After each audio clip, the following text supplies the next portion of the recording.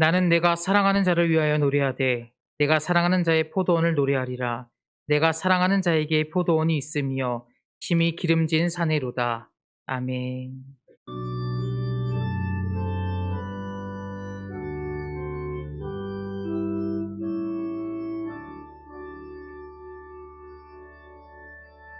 사도신경 하시겠습니다. 나는 전능하신 아버지 하나님, 천지의 창조주를 믿습니다. 나는 그의 유일하신 아들, 우리 주 예수 그리스도를 믿습니다.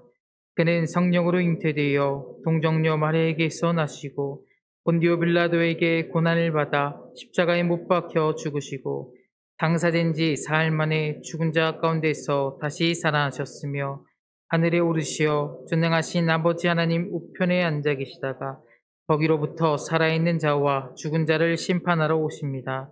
나는 성령을 믿으며 거룩한 공교회와 성도의 교제와 죄를 용서받는 것과 몸의 부활과 영생을 믿습니다. 아멘. 찬송가 35장 찬양하시겠습니다. 찬송가 35장입니다.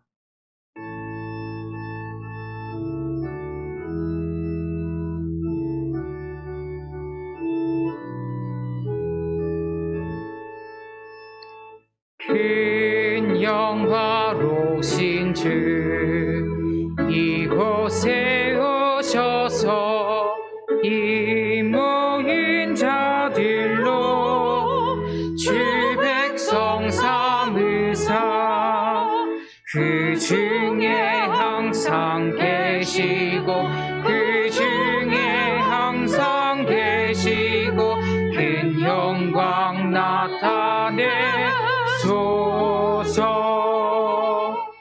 이 백성 기도와 또 예물 드림이 향내와 같으니 곧 받으옵소서.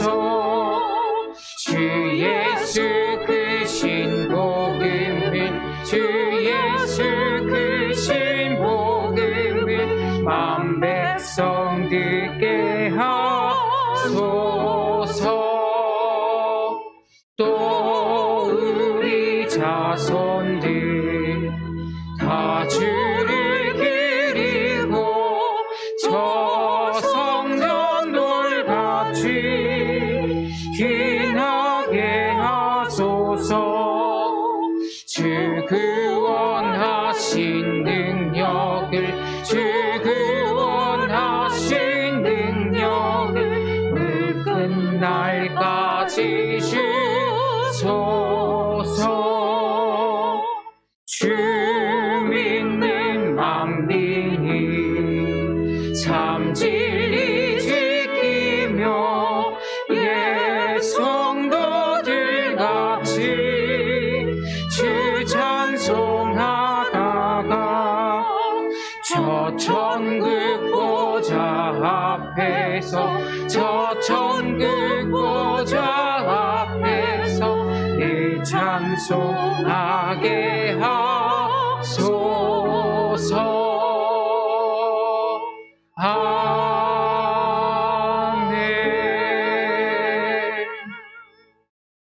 다 같이 자리에 앉으셔서 성식교독 28번, 시편 63편의 말씀을 함께 교독하시겠습니다. 성식교독 28번, 시편 63편의 말씀입니다. 하나님이여, 주는 나의 하나님이시라. 내가 간절히 주를 찾되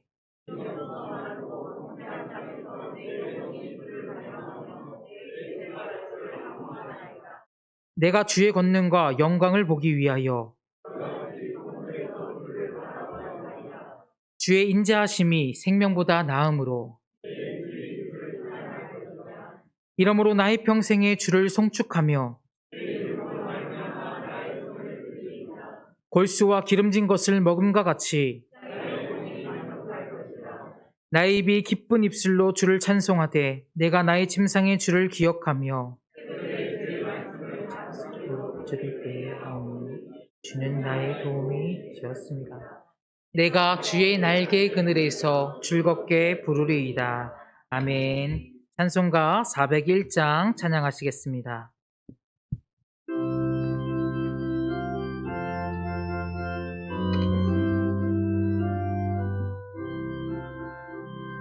주의 곁에 있을 때 마음이 든든하오니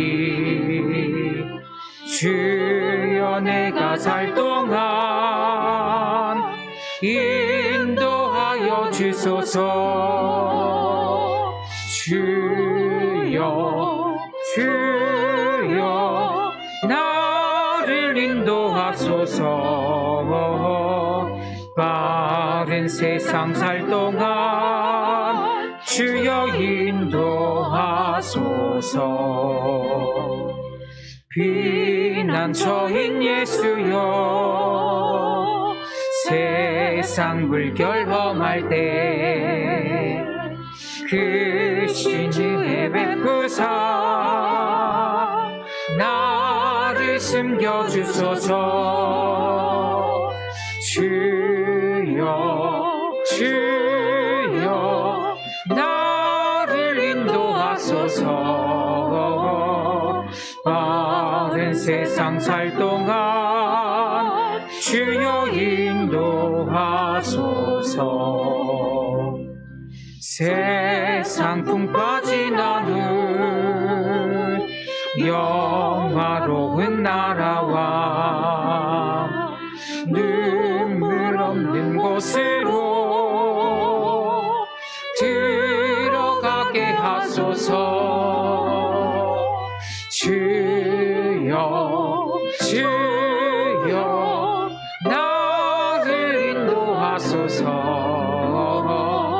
바른 세상 살 동안 주여 인도하소서. 아멘.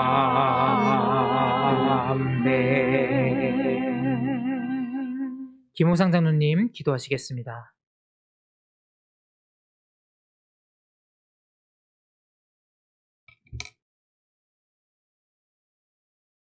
하나님 아버지 감사합니다.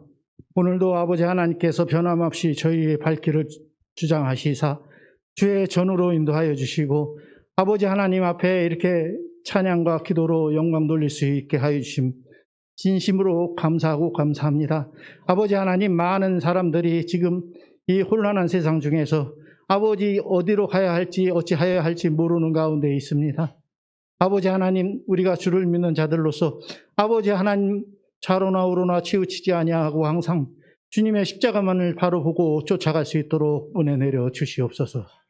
아버지 하나님, 우리가 지난 한 주간도 많은 죄 가운데 허덕이다가 나왔습니다. 아버지 하나님, 저희의 죄를 용서하여 주시고 우리의 아버지 허물을 주님의 보혈로 맞게 씻어 주시옵소서. 아버지 하나님, 오늘 이 자리에 같이 참석하지 못한 우리의 교우들이 많이 있습니다. 지금 병상에서 아니면은 출장 중이나 해외에서 아니면 군부대에 근무하느라고 못 나오신 분들이 많이 있습니다. 아버지 하나님, 저들을 주님께서 일일이 하나하나 살펴주시고 저들에게 아버지 하나님의 크신 사랑과 은혜 가운데 아버지의 크신 능력으로 인도하시는 가운데 우리와 같이 예배 드릴 수 있는 그날까지 주님의 크신 은혜가 항시 같이 하시기를 간절히 원하옵나이다. 아버지 하나님, 저희의 연약하고 나약한 우리의 심령을 주님께서 붙잡아 주시고 우리의 산성이 되시고 우리의 보호자가 되시는 가운데 항상 우리를 인도하여 주시옵기를 간절히 원하옵나이다. 아버지 하나님, 저희에게 아버지 하나님의 크신 사랑과 은혜를 항상 주시는 가운데 있는데 아버지, 저희는 항상 주님께 제대로 아버지 헌신하고 봉사하지 못하고 아버지 달라고만 부르고 있습니다. 아버지, 항상 우리의 이 아버지 민망함을 어찌하여야 할지 모르겠습니다. 아버지 하나님, 주님께서 같이 하여 주시사 아버지 하나님의 큰 사랑과 은혜 가운데 저희를 붙잡아 주시고 아버지, 우리의 아버지 부족하고 나약함이 주님의 영광을 가리지 아니하도록 주께서 은혜 내려 주시옵소서. 아버지, 우리 후한백교회 청년부에서 아버지 여름 수련회를 제주도로 갑니다. 아버지 하나님, 그 오고 가는 발길을 주님께서 잡아주시고 인도하여 주시는 가운데 아버지, 아무런 아버지 사고 없이 잘 다녀올 수 있도록 하게 주께서 인도하여 주시옵기를 원하옵나이다. 아버지, 오늘 예배 이 순간순간 아버지 마귀 틈타지 못하도록 주님께서 인도하여 주시고 붙잡아 주시고 아버지 하나님께서 주관하여 주시옵기를 간절히 원하옵나이다. 아버지 하나님, 우리 할렐루야 성가대를 주님께서 아버지 축복하시고 아버지 주님께서 저의 찬양을 흠양하여 주시옵기를 또한 간절히 원하옵나이다. 아버지 예배를 통하여서 아버지 뒤에서 보이지 않는 손길로 수고하시는 많은 분들이 있습니다. 아버지여, 그들의 아버지여 노고를 주님께서 아버지 축복하여 주시고 주님께서 아버지여 복내려 주시옵기를 간절히 원하옵나이다. 아버지 모든 말씀 아버지 주 예수 그리스도로 감사하며 기도하옵나이다. 아멘.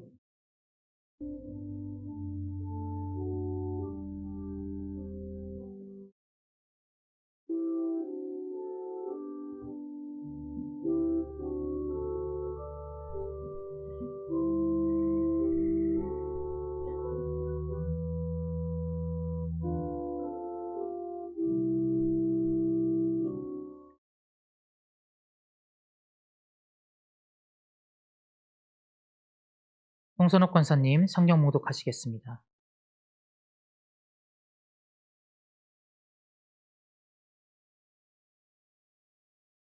오늘 하나님의 말씀은 누가복음 10장 1절에서 5절 말씀입니다. 누가복음 10장 1절에서 5절입니다. 그 후에 주께서 따로 70인을 세우사 친히 가시려는 각 동네의 각 지역으로 둘씩 앞서 보내시며 이르시되 추수할 것은 많되 일꾼이 적으니 그러므로 추수하는 주인에게 청하여 추수할 일꾼들을 보내주소서 하라. 갈지어다 내가 너희를 보냄이 어린 양을 이리 가운데로 보냄과 같도다. 전대나 배낭이나 신발을 가지지 말며 길에서 아무에게도 문안하지 말며 어느 집에 들어가든지 먼저 말하되 이 집이 평안할지어다 하라.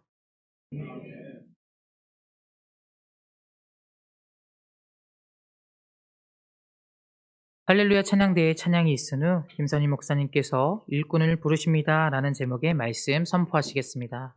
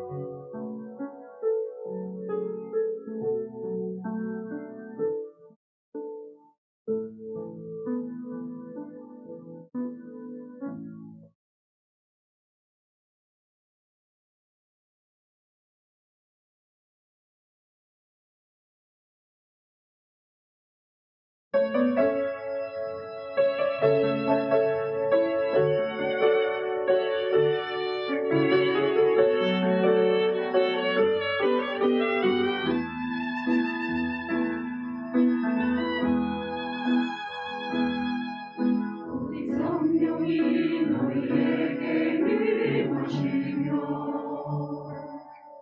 너희가 권능을 받고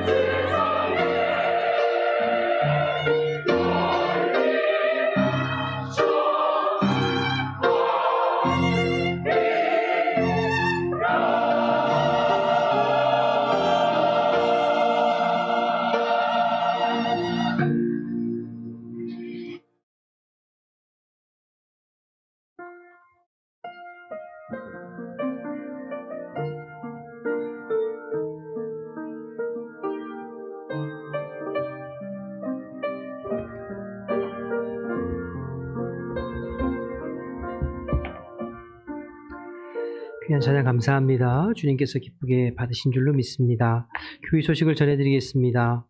주보를 보시면 방송실 음향 영상 장비 교체 공사로 인해서 이번 주 17일 수요일부터 19일 금요일 새벽까지 새벽 예배와 수요 예배는 소망관 1층에서 드려집니다. 그러니까 화요일 새벽까지는 본당에서 드리고요. 수요일 새벽부터 수요일 저녁, 목요일 새벽, 금요일 새벽 예배까지는 공사 관계로 소망관 1층에서 드립니다. 참고하시고요. 온라인 예배는 기존과 동일하게 송출됨을 말씀드립니다. 각 기관 원래회가 오늘 오후 1시 20분에 기간별로 있습니다. 교육부 교사 기도회가 20일 토요일에 있습니다. 청년부 여름 수련회가 25일부터 27일까지 있습니다. 여러분 위에서 계속 중보해 주시기 바랍니다. 여전도의 전국연합회 수련회가 15일 월요일 신길교회에서 있는데요. 교회에서 오전 10시에 출발합니다. 차량 준비 관계로 반드시 사무실에 신청해 주시고 교역자들에게 신청해 주시기를 부탁드립니다. 2022년 후반기 장학생 신청을 받습니다. 주보 내용을 참고하셔서 김엘리사 전사님께 문의해 주시기 바랍니다. 주일 중보기도팀을 모집합니다. 오전 9시 예배, 11시 예배에 우리 김계숙 전사님에게 문의해 주시고 많이 참여해 주시기를 부탁드리겠습니다. 나머지 광고는 주보를 참고하시면 되겠습니다. 우리 옆에 분하고 인사할 때 한 주간 주 안에서 평안하셨습니까? 인사할까요?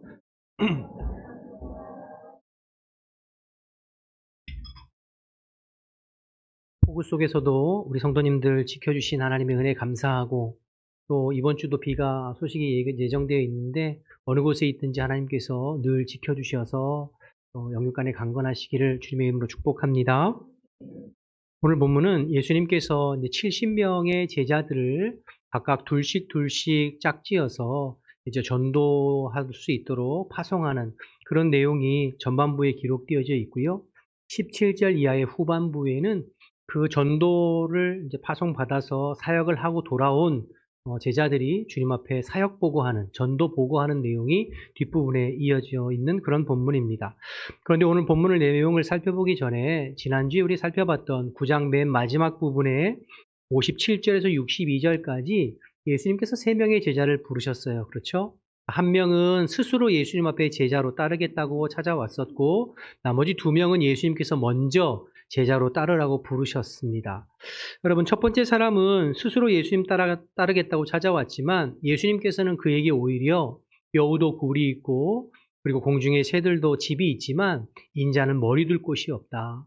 나는 네가 원하고 바라고 소원하는 것을 이루어 줄 수 없는데 그래도 너는 나를 따르겠니? 이런 질문이라고 말씀을 드렸잖아요. 그러니까 예수님을 따르는 동기와 목적이 잘못된 것에 대해서 주님도 말씀하셨었죠. 그리고 두 번째, 세 번째 사람은 반대로 예수님께서 직접 나를 따라오라고 말씀하셨어요. 그런데 두 번째 사람은 나로 먼저 아버지의 장례를 치를 수 있도록 허락해달라고. 그 문제는 재산 문제, 돈 문제, 유산 문제가 시급하니까 그거 해결해 놓고 따르겠다는 것이었고, 세 번째는 나로 내 가족들과 작별 인사하도록 허락해달라. 이것은 인간관계 문제를 먼저 해결할 수 있도록 가족들의 동의를 구하고 또 가족들을 설득해 놓고 따르겠다. 다시 말해서 신앙생활의 우선순위가 뒤바뀌고 잘못되어서 주님의 말씀과 부르심에 즉각적으로 순종하지 못하고 망설이는 그런 모습들을 우리가 지난주에 살펴봤습니다. 이에 대해서 예수님께서는 9장 62절 말씀을 통해서 손에 쟁기를 잡고 뒤를 돌아보는 자는 하나님 나라에 합당치 않다. 그러니까 부정적인 반응을 보이셨던 것을 살펴보았습니다. 성경은 이 세 사람이 예수님의 이 부정적인 말씀 이후에 그들이 뒤에 깨닫고 주님을 따랐는지 아니면 그냥 예수님 말씀했음에도 불구하고 그냥 주님을 따르지 않고 주저앉았는지 그 결과에 대해서 자세하게 이야기하고 있지는 않습니다. 그러나 예수님께서 이제 부정적인 반응을 보이셨던 것으로 살펴볼 때 앞에 세 명의 제자들이 예수님을 따랐을 가능성은 희박하지 않나 그렇게 생각은 돼요.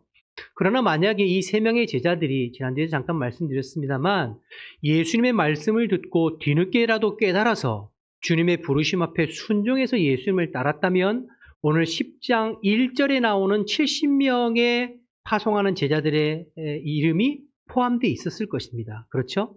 만약에 그들이 예수님이 그렇게 부정적인 말씀을 하셨음에도 불구하고 깨닫지 못하고 여전히 자신의 삶의 다른 우선순위들로 인하여서 주님의 말씀에 반응하지 않고 순종하지 않고 그저 핑계대고 이리저리 외면했다면 오늘 10장 1절에 나온 70명의 명단에는 이들은 포함되어 있지 않았을 거예요. 성경이 구체적으로 그 결과에 대해서 우리에게 말하고 있지는 않지만 그러나 여기서 우리는 중요한 영적 원리에 대해서 하나 깨닫게 됩니다. 그것은 주님의 놀라운 은혜를 체험하고 영광스러운 사역에 동참하는 것, 그것을 가늠하는 기준이 순종이라는 거예요. 그러니까 순종이 그만큼 중요하다는 것을 다시 한번 깨닫게 되죠. 앞에 세 사람은 주님의 말씀에 순종했다면 지금까지 그들이 경험해 보지 못했던 새로운 영적인 세계에 눈 떴을 거예요. 예수 그리스도의 이름으로 귀신이 쫓겨가고 예수 그리스도의 이름 앞에 병마가 물러가는 놀라운 은혜를 경험하는 새로운 영적인 세계에 눈 떠가는 그러한 은혜를 경험했을 거예요. 그러나 그들이 주님의 부르심과 주님의 말씀에 즉각적으로 반응하지 못하고 순종하지 못했다면 그들은 이 예수님의 놀라운 은혜를 경험하지 못하는 예수님의 은혜와는 상관없는 사람으로 살아갔겠죠. 그래서 여러분 순종이 중요합니다. 예수님은 우리를 부르실 때 계획을 가지고 계세요. 저와 여러분을 이 후한백합교회의 성도로 부르시고 하나님의 자녀와 백성으로 부르시고 여러분에게 직분을 맡기시고 사명을 주셨을 때에는 주님께서 계획을 가지고 계세요. 중요한 것은 우리가 그 부르심 앞에 믿음으로 반응하고 순종하는 거예요. 하나님의 말씀 앞에 내가 상황이 되든 안 되든 반응하고 순종할 때 여건이 되든 안 되든 순종하고 반응할 때 하나님께서 열어가시는 새로운 영적인 세계를 경험하게 되는 거죠. 그러나 여러분의 형편과 처지와 삶의 우선순위 다른 것들, 말씀드린 대로 돈 문제나 경제적인 문제, 인간관계 문제, 여러 가지 급한 일들로 인하여서 주님의 말씀과 주님의 부르심 앞에 불순종하면 거기까지인 신앙생활이 되는 거예요. 그래서 여러분 순종이 중요합니다. 여러분 순종이 제사보다 낫다는 말씀 들어보셨죠? 이 말씀은 사무엘상 15장에 나오는 말씀인데 하나님께서 사무엘 선지자를 통해서 사울 왕에게 하셨던 말씀이에요.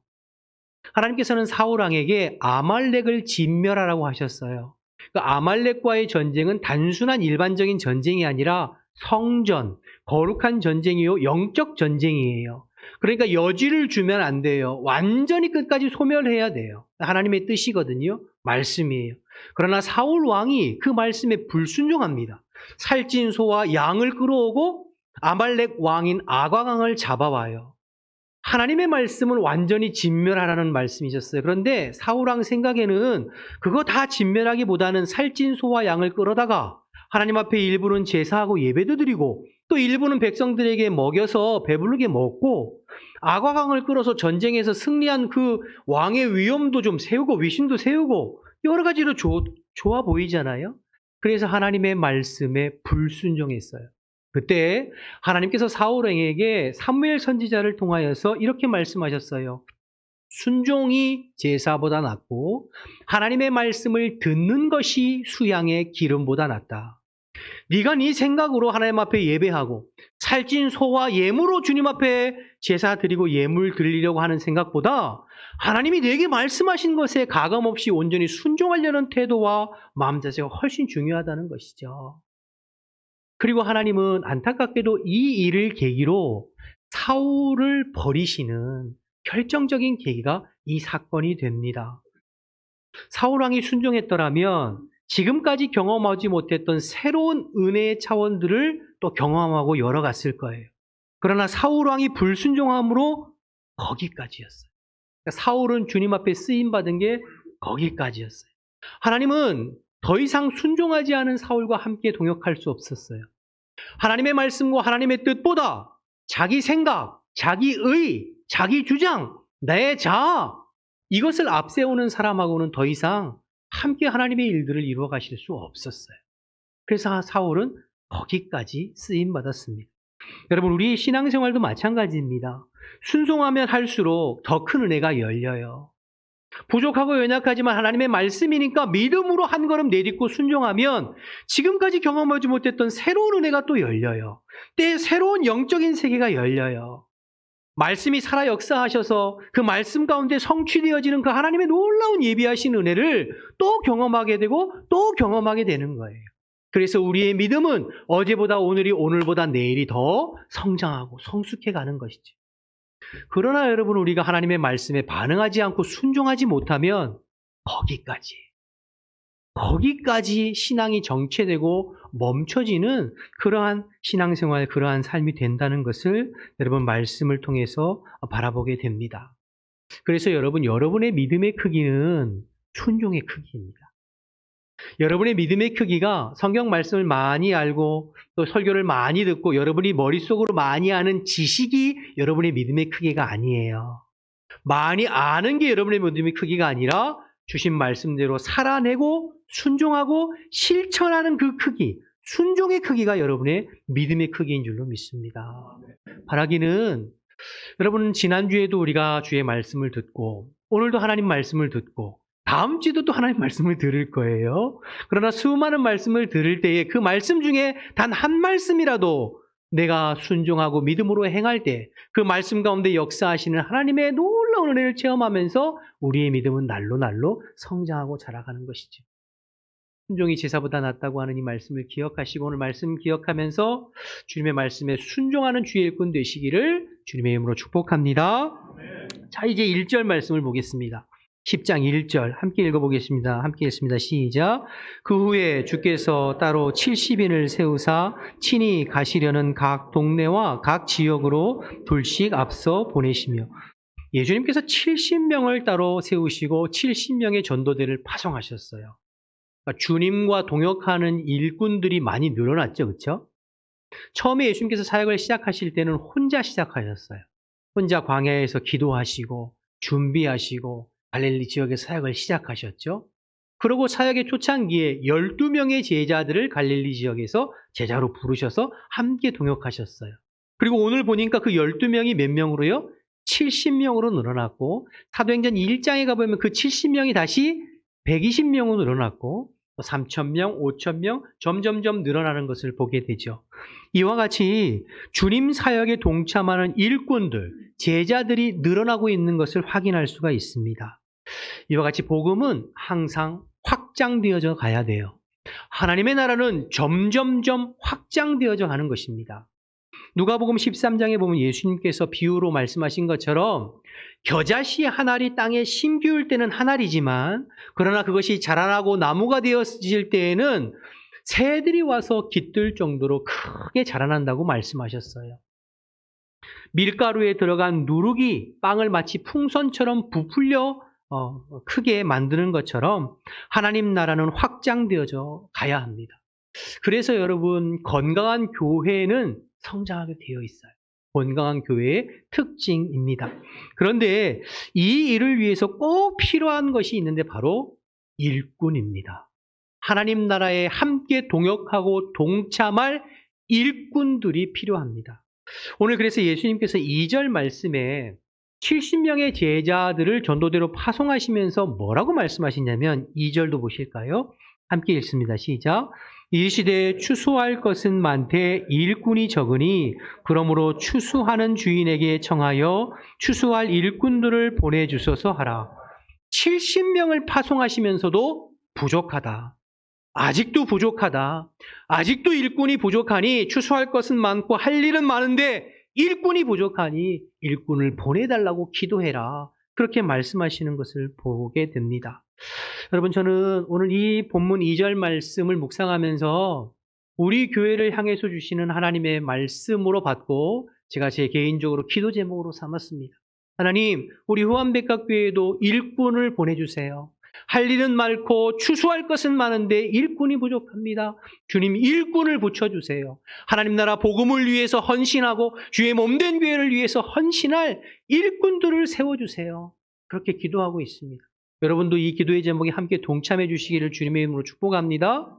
일꾼이 필요합니다. 일꾼이. 여러분 지난 그 교육부 여름 성경학교와 청소년부 수련회를 참관하면서 제가 두 가지 생각이 들었습니다.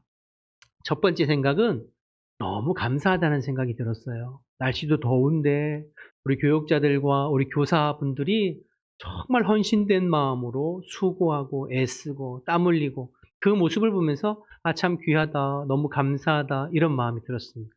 두 번째 드는 마음이 교사가 부족하구나 이런 생각이 들었어요. 교사 숫자가 좀 부족해서 또 교육자들도 같이 투입돼서 한 사람이 때로는 1인 2역도 하고 1인 3역도 하고 서로 품앗이처럼 이번 수련회 참석하고 또 성경학교 참석하고 서로 그렇게 하더라고요. 그래서 한편으로는 너무 감사하면서 또 한편으로는 조금 안쓰럽기도 했습니다. 교사가 부족합니다. 네, 여러분 오늘 말씀을 들으면서 일꾼을 부르시는 주님 앞에 특별히 우리 교육부 교사로 헌신해 주시기를 주님의 이름으로 축복합니다. 축복합니다. 네.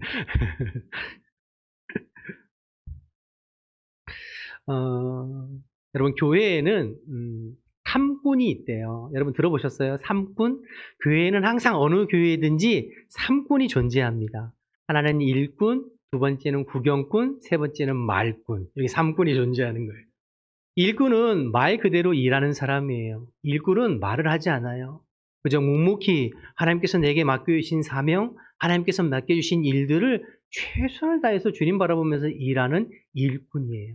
두 번째로 구경꾼이 있어요. 구경꾼은 구경만 해요. 참관하지도 않고 그냥 뭐 세상 말로 굿이나 보고 떡이나 본다는, 굿이나 보고 떡이나 먹는다는 그런 입장으로 늘 구경만 하죠.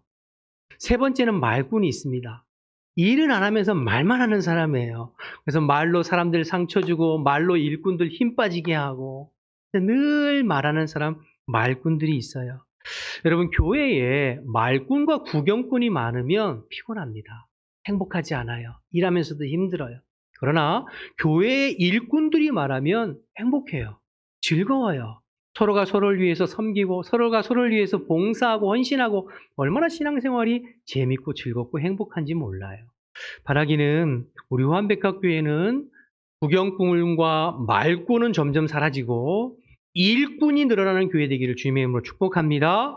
바라기는 오늘 말씀을 듣는 저와 여러분이 말씀에 반응해서 일꾼 되시기를 바랍니다. 교회 어느 자리이든 그리스도의 복음을 위해서 전도하는 자리, 찬양하는 자리, 영혼들을 양육하고 헌신하는 봉사하는 어떤 자리든 좋아요. 헌신하고 일할 수 있기를 주님의 이름으로 축복합니다. 특별히 어디에 헌신해 주기를 바란다고요? 교육부 교사로. 네, 교육부 교사로. 자, 그런데요, 오늘 말씀을 보다 보니까 일꾼이의 특징, 일꾼이 가져야 될 또 중요한 특징, 영적 원리가 하나 있는데요. 일꾼은 일하면서 배우고 성장하는 사람이구나 하는 것을 또 깨닫게 됩니다. 여러분, 신앙생활은 가만히 앉아서 지식적으로, 관념적으로, 머리로, 입술로 신앙생활하는 것이 신앙생활이 아닙니다. 신앙생활은 내가 하나님 앞에 헌신해서 사역의 현장, 헌신의 현장, 일하는 현장이 있어야 신앙생활이 온전히 되고 그 현장을 통해서 나의 믿음이 온전히 건강하게 쑥쑥쑥 자라나는 것을 보게 돼요. 머리로만, 지식으로만, 관념으로만 신앙생활하면 나도 모르는 사이에 머리가 이렇게 커져가지고 나도 모르는 사이에 말꾼 되기가 쉬워요. 그러나 사역의 현장이 있고 헌신의 현장이 있는 사람은 그 헌신의 현장 속에서 일하면서 내 믿음과 신앙이 온전히 성장하는 것을 보게 됩니다. 오늘 본문에 파송된 70명을 좀 생각해 보시면 이 70명의 사람들은 완벽한 사람들은 아니에요. 그렇죠? 완전히 준비된 사람들도 아니에요. 여전히 부족하고 여전히 훈련받아야 되고 여전히 성장해야 될 70명이에요. 여러분 12명의 제자들도 아직 완전치 않잖아요. 근데 70명의 제자들이면 더 마찬가지겠죠. 말할 것도 없겠죠. 그런데 예수님은 이 부족하고 완전하지 못한 70명을 현장으로 파송하십니다. 가라. 가서 너희들 부족하지만 현장에서 그리스도의 이름으로 복음을 선포하고 그리스도의 이름으로 병자가 떠나가고 귀신이 쫓겨나는 것을 경험하고 체험해라.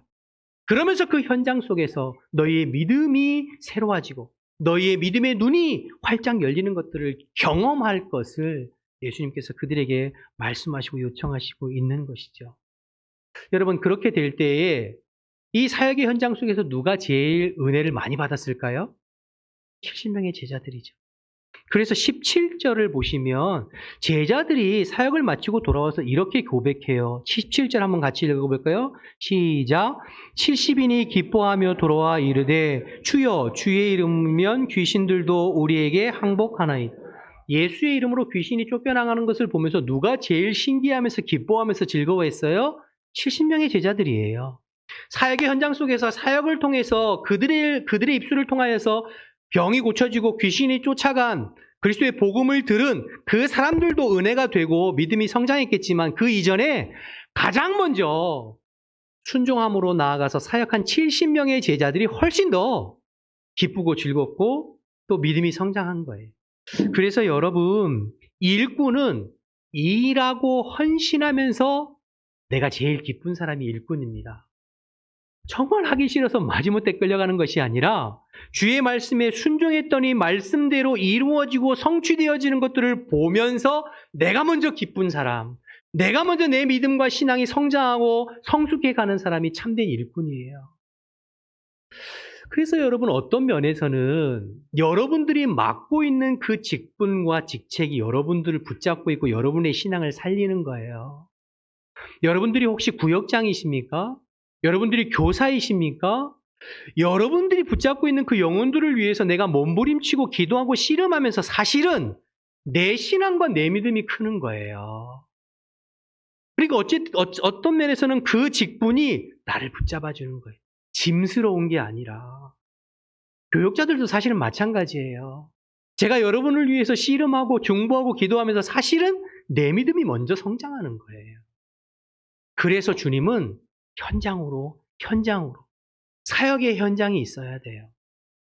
여러분, 가끔 목회자들 중에 사역의 현장에서 벗어나 있는 분들이 있어요. 필드에서 벗어나 있는 여러 가지 이유로, 유학을 준비한다든지 여러 가지 이유로 현장에서 벗어나 있는 분들이 있는데요. 10중 8구는 영성이 떨어져요. 믿음이 퇴보해요. 나중에 가서는 사명감도 잃어버리기가 쉬워요. 그래서 교역자들은 항상 어떤 일이 있어도 현장이 있어요. 영혼들과 부딪히고 함께 사역하는. 교역자들만 그런 것이 아니라 성도들도 마찬가지입니다. 여러분들이 일하는, 헌신하는, 사역하는 현장이 있어야 여러분의 믿음이 살아 역사하는 거예요. 그 현장 속에서 주님께서 일하시고 역사하시고 영혼들을 새롭게 하시고 변화시켜 가시는 것들을 경험하면서 내 기쁨이 먼저 충만해요. 내 신앙이 자라는 것이에요.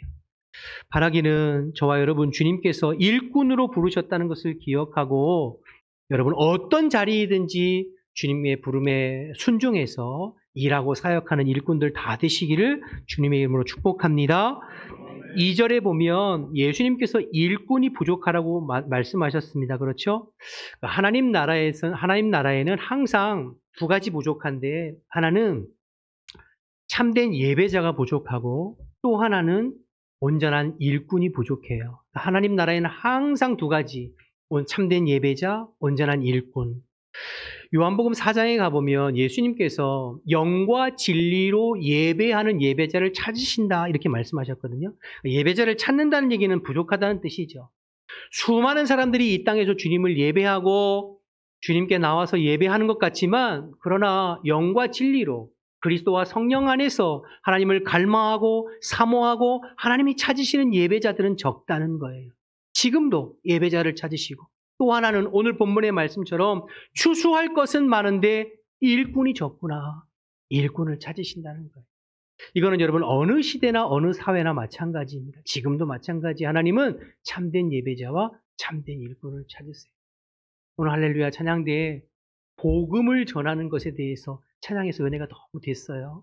찬양하는 것과 더불어서 그것이 여러분에게 주시는 사명이고 부르심임을 깨닫고 그 복음 전하는 자리에 헌신할 수 있는 일꾼들이 되시기 바랍니다. 주님은 일꾼을 부르세요. 바라기는 오늘 주님의 부르심에 반응하고 순종하는 주님의 일꾼들 다 되시기를 주님의 이름으로 축복합니다. 계속해서 3절 말씀 보겠습니다. 3절입니다. 함께 읽어볼까요?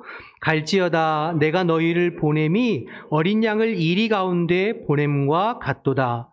예수님께서 70명을 파송하시면서 이렇게 말씀하시는 거예요. 내가 너희를 보내는 것이 어린 양을 이리 가운데 보내는 것 같다. 여러분 이게 무슨 말씀일까요? 예수님께서 제자들을 파송하시면서 세상을 파송하시면서 양을 이리 가운데 보내요. 여러분 양을 이리 가운데 보내면 양이 어떻게 되죠? 잡아먹혀요. 그런데 왜 예수님은 양을 이리 가운데 보낼까? 차라리 내가 너희를 세상에 보내는 것은 사자를 세상에 이리 가운데 보내는 것 같처럼 호랑이를 이리 가운데 보내는 것 같다. 그러면 좀 이해가 될 텐데 양을 이리 가운데 보낸다. 이게 무슨 말일까? 두 가지 의미가 있다고 생각되어지는데요. 첫째는 오직 양이 이리 같은 세상을 이길 수 있기 때문입니다. 그럼 말이 좀 이상하죠? 오직 양이 이리 같은 세상을 이길 수 있기 때문이에요. 이것이 사실은 신앙의 신비입니다. 기독교 역사를 살펴봐도 이 부분을 쉽게 이해할 수 있는데요. 여러분, 초대교회 성도들은 정말로 양 같았습니다. 이리 앞에 내던져진 양 같았어요. 아무런 힘이 없었어요. 아무런 능력이 없었어요. 죽이면 죽었어요. 물어 뜯으면 뜯겼어요. 수많은 사람들이 원형 경기장에서 사자밥으로 죽었고 화형을 당했고 돌맞이에서 순교를 당했고 수많은 사람들이 죽임을 당했어요. 그들은 아무 힘이 없는 양이었습니다. 근데 놀라운 사실은 저들이 사자밥으로 잡아먹히고 돌에 맞아 순교할 때에 아무런 힘이 없어서 저항할 수 없었지만 그러나 마지막 순간까지도 저들의 모습은 천사와 같이 빛났다고 그랬어요.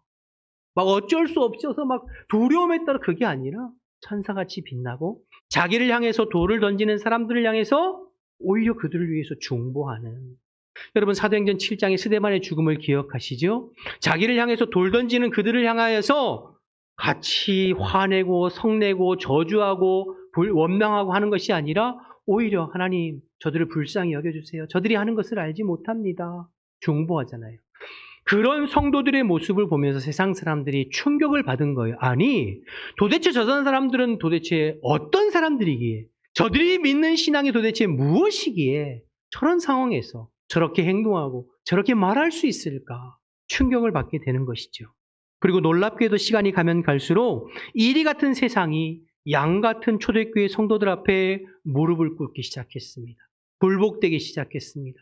가면 갈수록 더 많은 사람들이 예수 그리스도를 구주로 영접하고 환난과 핍박은 극심했지만 교회는 성장했고 믿는 자들이 늘어갔던 것을 보게 됩니다.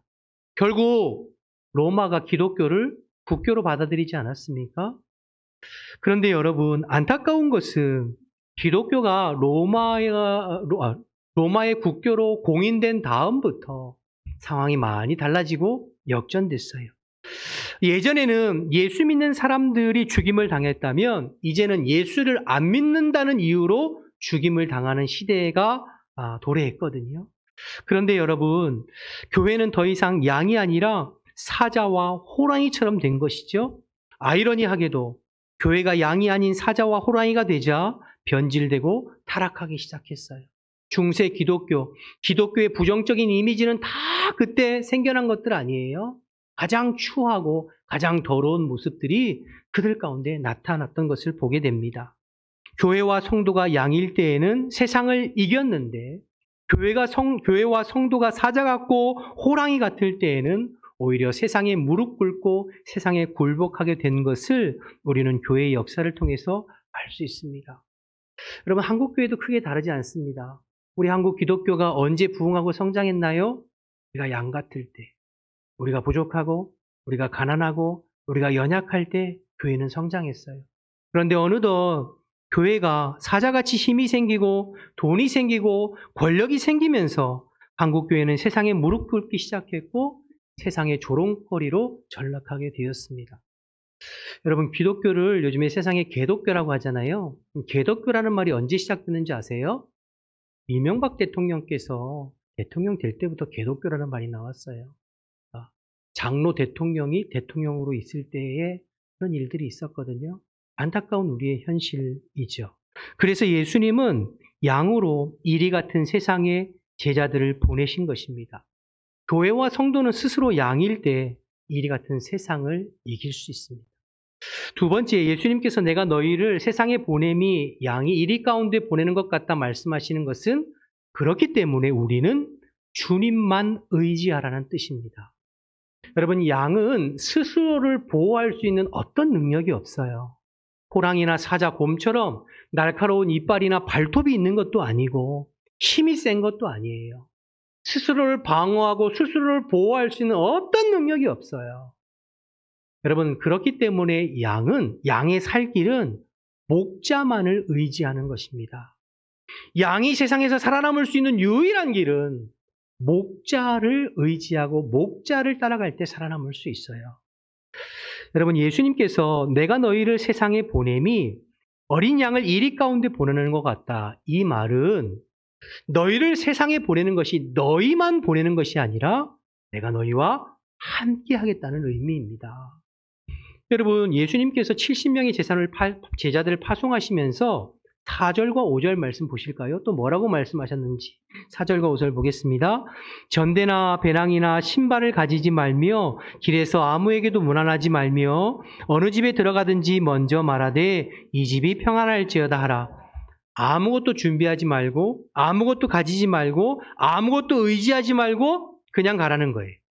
그냥 가서 너희들 문안하고 너희들 환영하는 집에서 유하고 너희들 대접하는 대로 받으라는 거예요. 이 말은 주님이 책임지시고 주님이 예비하시고 주님이 이끌어 가시겠다는 뜻이죠. 물론 주님이 책임지시고 주님이 예비하신다는 의미가 항상 가는 곳마다 환영받고 항상 가는 곳마다 진수성찬을 대접받는다는 의미는 아니에요. 뒤에 예수님께서 길게 말씀하셨듯이 어느 동네에 들어가면 어느 집에 들어가면 너희들을 환영하고 너희들을 영접하겠지만 그러나 어느 동네 어느 집으로 가면 너희들을 영접하지 아니하고 외면하고 오히려 너희들을 내쫓을 것이다 그렇게 말씀하셨고 실제로 그런 일들을 당했어요. 그러나 그런 것들에 상관하지 말고 너희들은 가라 말씀하셨어요. 주님께서 책임지시고 때를 따라 이끌으시고 입히시고 먹이시고 주님의 능력으로 역사하시고 이끌어 가시겠다고 말씀하시는 것이죠. 그러니까 여러분, 주님의 참된 일꾼은 이런 주님을 의지하고 목자 되신 주님만으로 인하여서 주님만을 의지해서 사역하고 일하는 사람이 하나님 나라의 참된 일꾼인 줄로 믿습니다.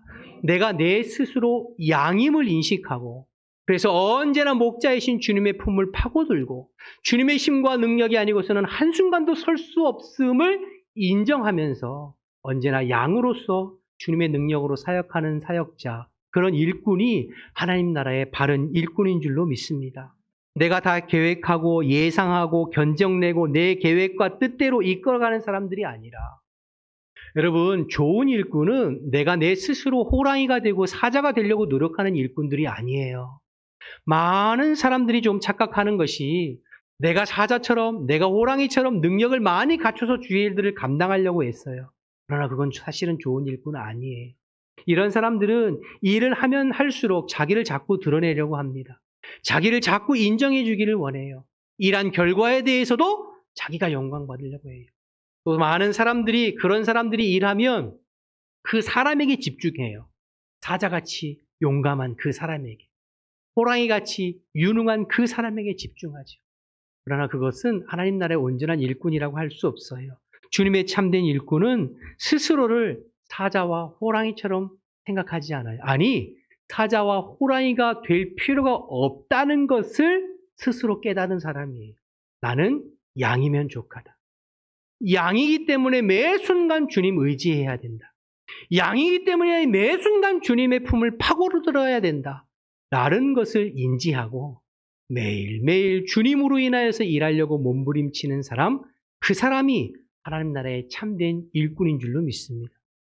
여러분, 저와 여러분은 어떻게 보면 양이에요. 늘 부족하고 연약하잖아요. 그러나 나의 부족함으로 연약함 때문에 망설이고 또 뒤로 물러갈 필요는 없어요. 주님께서 우리를 부르시고 우리를 이리 같은 세상에 보내시면서 내가 너와 함께한다 말씀하셨거든요.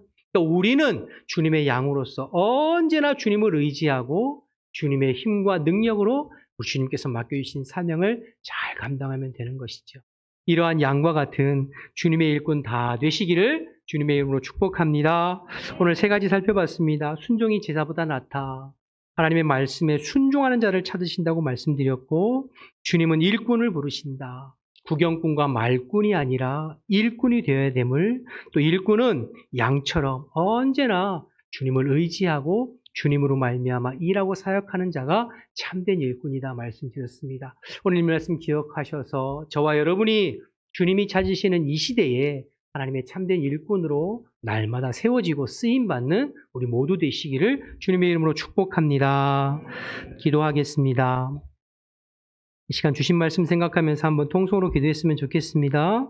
하나님 말씀에 반응하고 순종하는 일꾼 되기 위해서 말씀을 듣고 소비하고 즐기는 것이 아니라 하나님의 말씀에 반응하고 순종하는 일꾼 되기 위해서 구경꾼 말꾼 되지 않고 일꾼 되어서 현장에서 헌신하고 일하면서 하나님의 살아계심을 경험하는, 그래서 내 믿음이 현장을 통해서 세워져가는 일꾼 되기 위해서 일꾼은 스스로 사자나 호랑이가 될 필요가 없다고 말씀드렸어요. 우리는 양입니다. 양은 매 순간 주님 의지해야 돼요. 한순간도 목자 되신 주님을 떠나서는 살 수 없는 존재가 양입니다. 그것을 인정하면서 이 한 주간도 목자 되신 주님을 의지하면서 한 주간 살아가는 일꾼 되기 위해서 이런 주신 말씀 생각하면서 주님의 이름 한번 부르고 통성으로 기도하겠습니다. 주여, 하나님 아버지 은혜와 사랑을 감사합니다. 오늘도 저희들 말씀을 나누고 말씀 앞에 반응하고 순종할 수 있는 기회 주셔서 감사합니다. 말씀을 듣는 것으로, 소비하는 것으로, 깨닫는 것으로, 느끼는 것으로 끝나지 않게 도와주시고 주의 말씀에 순종해서 하나님 나라에 쓰임받는 일꾼 되기를 원합니다. 저희들 부족하지만 충성되이 여기셔서 주님의 복음의 일꾼으로, 하나님 주의 몸된 교회 일꾼으로 불러주셨사오니 저희들 구경꾼 되지 않게 도와주시고 말꾼 되지 않게 도와주시고 머리로만 지식으로만 신앙생활하지 않게 도와주시고 아버지, 우리의 사역의 현장에서, 헌신의 현장에서 믿음으로 순종하고 헌신하고 일함으로 하나님 지금도 살아 역사하시는 주님의 역사를 경험하는 믿음의 사람들 되어줄 수 있도록 주님 인도하여 주옵소서. 우리를 부르시고 우리에게 일을 맡겨주시는 것은 하나님 그 일을 통하여서 하나님 나라도 확장되어지지만, 그러나 하나님 우리의 믿음을 성장케 하고 우리의 믿음을 견고케 하는 하나님의 놀라운 계획과 은혜와 뜻이 있음을 기억하게 하시고 하나님 아버지, 삶의 형편이 되든지 안 되든지 주님의 부르심 앞에 믿음으로 반응하고 순종하는 주의 일꾼들이 다 될 수 있도록 하나님 인도하여 주옵소서. 우리는 양입니다. 하나님 주님 앞에 연약한 양입니다. 그러기에 오늘도 주님의 품을 파고들고 오늘도 주님만을 의지하고 주님만을 바라봅니다. 하나님 아버지, 나 자신의 힘과 능력을 의지하지 않게 도와주시고 세상의 무엇을 의지하지 않게 도와주시고 오직 나를 부르셔서 나를 통해서 복음의 일꾼으로 사용하시는 주님을 바라볼 수 있는 신실한 주님의 양으로 살아갈 수 있도록 하나님 인도하여 주옵소서. 매 순간순간 주님 의지하게 하여 주옵소서. 과거의 은혜나 과거의 영광에 매이지 않게 도와주시고 오늘도 하나님 주님 앞에 깨어 있어서 주님을 의지하고 주님의 품을 파고들고 내 능력만큼 사는 인생이 아니라 주의 성령의 능력으로, 주님 공급하시는 힘과 능력으로 살아가는 주님의 신실한 일꾼들 되어질 수 있도록 하나님 인도하여 주시옵소서. 오 주님, 우리를 그렇게 사용하여 주시옵소서. 감사합니다 주님. 하나님 아버지 감사합니다. 오늘도 말씀 허락해 주셔서 감사합니다. 듣고 흘리는 것이 아니라 한 말씀이라도 순종하고 반응해서 하나님이 찾으시고 하나님이 원하시는 일꾼 되어질 수 있도록 인도하여 주옵소서. 하나님은 시대마다 예배자를 찾으시고 하나님은 시대마다 신실한 일꾼들을 찾으셔서 그들을 통하여서 하나님의 나라와 복음을 위해서 헌신하게 하시고 또 하나님의 나라를 계속해서 확장해 나가는 것을 말씀을 통해서 깨닫게 됩니다.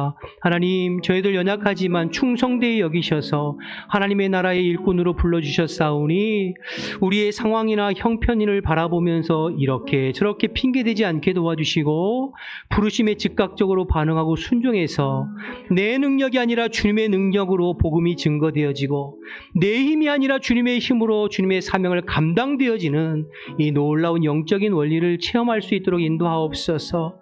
그래서 정말로 제자들이 돌아와서 주님 앞에 기쁨으로 사역 보고하였듯이 매주 저희들이 모이는 이 예배가 주님 앞에 한 주간 동안 승리하여서 감사와 찬송을 올려드리고 내 삶에 구체적으로 일하신 주님을 하나님 간증하고 고백하는 놀라운 시간들 되어질 수 있도록 하나님 인도하여 주시옵소서.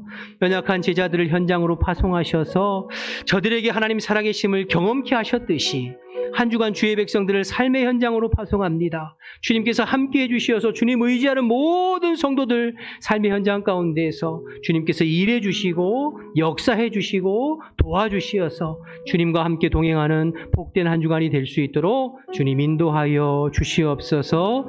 그렇게 도와주실 줄 믿고 예수님의 이름으로 기도드립니다. 아멘. 다 같이 일어나셔서 찬송가 320장 찬양하겠습니다.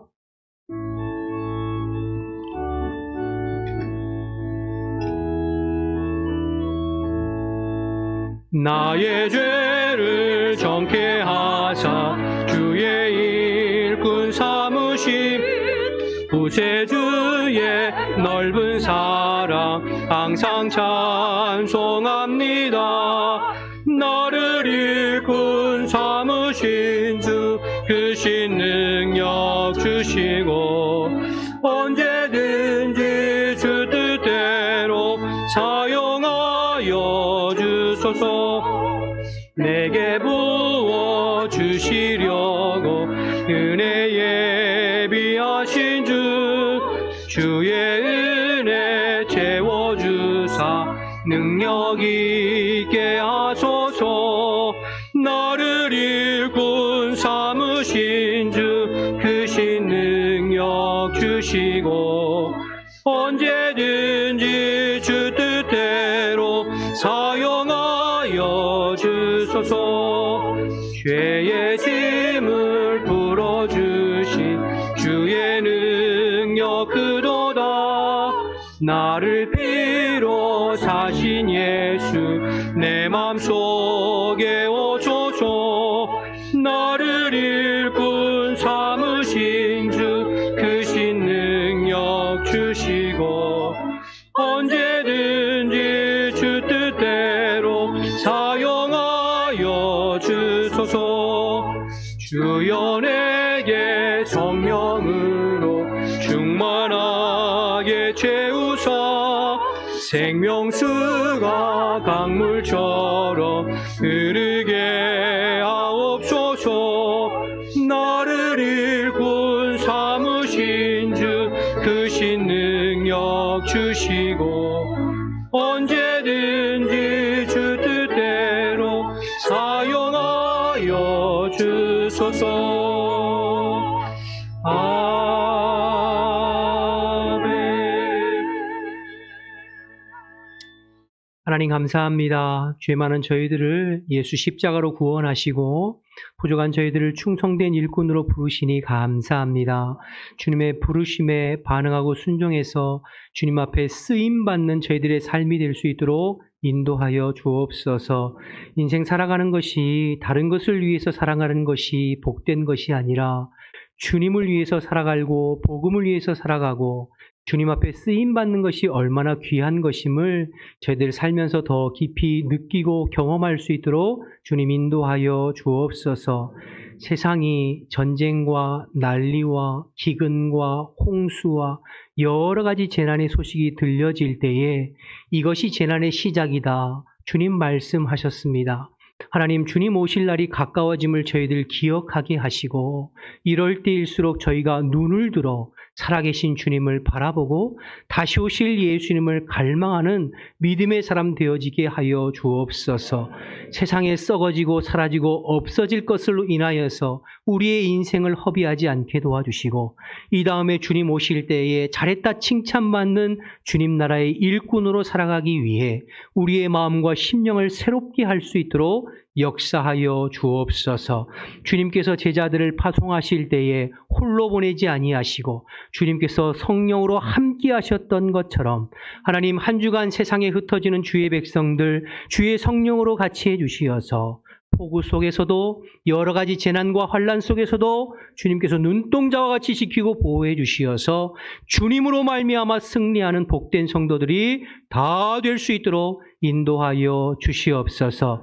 주님 앞에 믿음으로 예물 드린 손길들을 기억하시고 성도들의 삶의 형편과 처지를 주님께서 살펴주시어서 때를 따라 필요한 모든 것들을 하나님께서 채워주시고 공급하시고 축복하여 주시옵소서.